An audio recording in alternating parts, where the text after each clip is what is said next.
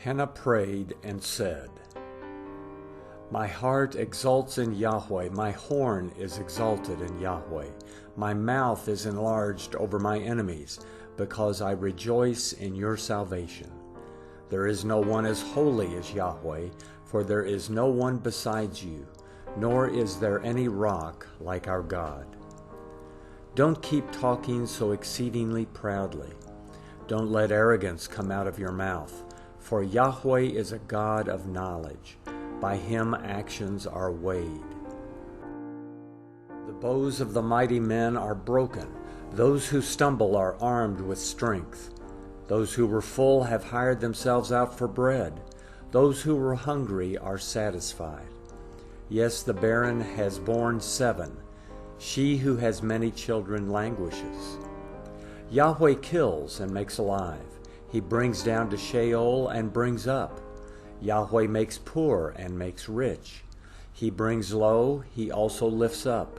He raises up the poor out of the dust. He lifts up the needy from the dunghill to make them sit with princes and inherit the throne of glory. For the pillars of the earth are Yahweh's. He has set the world on them. He will keep the feet of his holy ones, but the wicked will be put to silence in darkness, for no man will prevail by strength. Those who strive with Yahweh shall be broken to pieces. He will thunder against them in the sky. Yahweh will judge the ends of the earth. He will give strength to his king and exalt the horn of his anointed. Elkanah went to Ramah to his house. The child served Yahweh before Eli the priest. Now the sons of Eli were wicked men. They didn't know Yahweh. The custom of the priests with the people was that when anyone offered a sacrifice, the priest's servant came while the meat was boiling, with a fork of 3 teeth in his hand. And he stabbed it into the pan or kettle or cauldron or pot.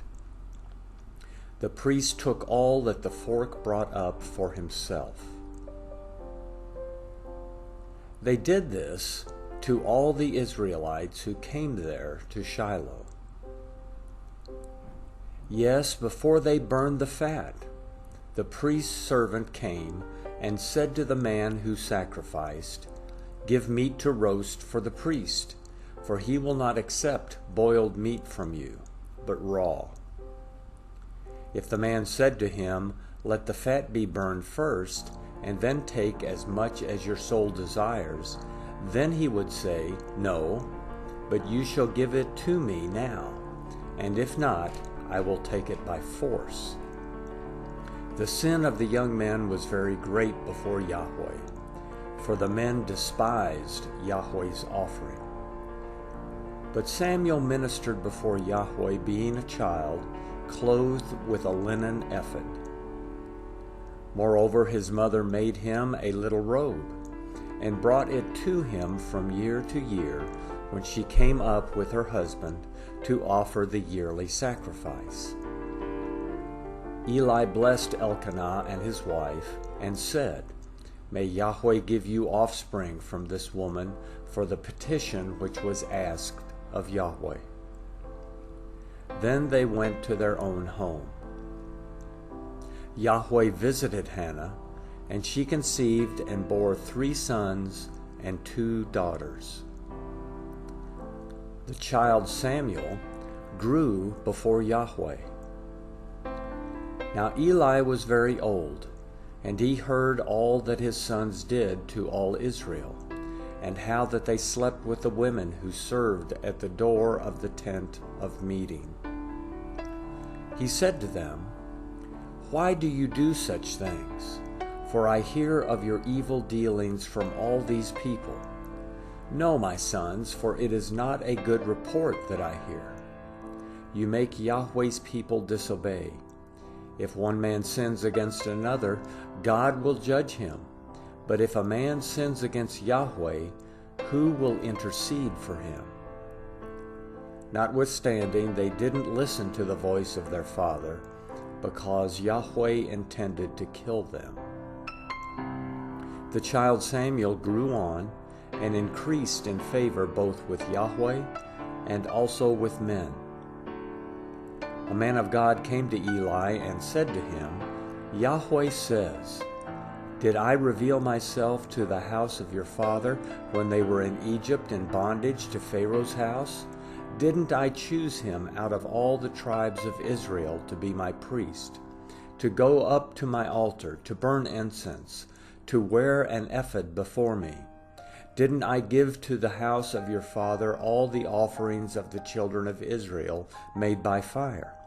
Why do you kick at my sacrifice and at my offering, which I have commanded in my habitation? And honor your sons above me, to make yourselves fat with the best of all the offerings of Israel, my people. Therefore Yahweh, the God of Israel, says, I said indeed that your house and the house of your father should walk before me forever. But now Yahweh says, Far be it from me, for those who honor me I will honor, and those who despise me will be cursed. Behold, the days come that I will cut off your arm and the arm of your father's house, that there will not be an old man in your house. You will see the affliction of my habitation in all the wealth which I will give Israel. There shall not be an old man in your house forever. The man of yours whom I don't cut off from my altar will consume your eyes and grieve your heart.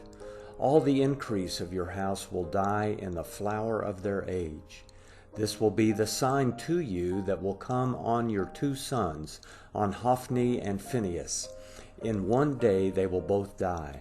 I will raise up a faithful priest for myself, who will do according to that which is in my heart and in my mind. I will build him a sure house. He will walk before my anointed forever.